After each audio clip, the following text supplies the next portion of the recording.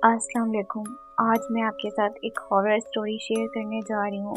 ये real horror story है एक लड़की की जो गुलशन इकबाल पार्क में रहती थी, जिनकी अपार्टमेंट एक कब्रिस्तान के ऊपर बना था।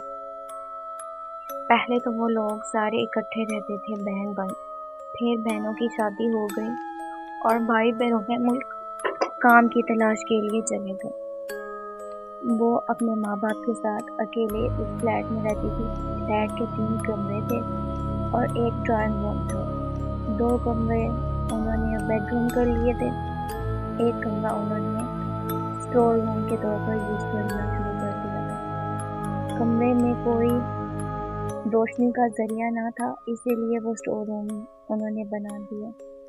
फिर वो उस कमरे में रोशनी ना होने की वजह से वो कमरा ठंडा था, तो अक्सर रात को मैं उस कमरे में सोने चली जाया करती थी, क्योंकि वो कमरा ठंडा था रोशनी ना होने की वजह से।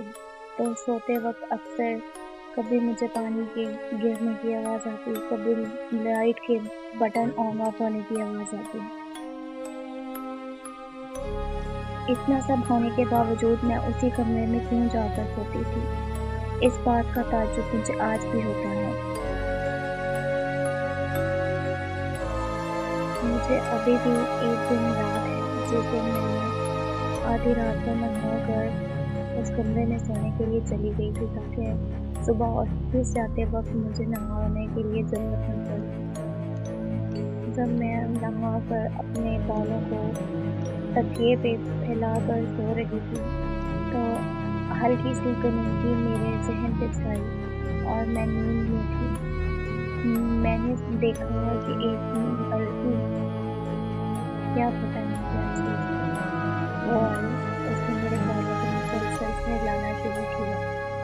वो मेरे बालों को सहला रही थी। मुझे मज़ीद गुस्सा आ रहा था उसके मेरे बालों को सहलाने पर। मैंने उसे गुस्से में कहा, मुझे मेरे बालों को मत हाथ लगाओ, लेकिन वो बाज ना आई, जिस पर मैं मज़ीद गुस्सा हो गई। मैंने उसका हाथ पकड़ लिया तो मुझे ऐसा लगा जैसे उसका हाथ एक मजदूर का हो। जब मैंने उसे ठीक से देखने की कोशिश की तो गनीमगी की वजह से मुझे बस इतना नजर आया कि वो कोई मोटी सी औरत थी। मैं रात को सो गई, पता नहीं कब कैसे मेरी आँख लग गई।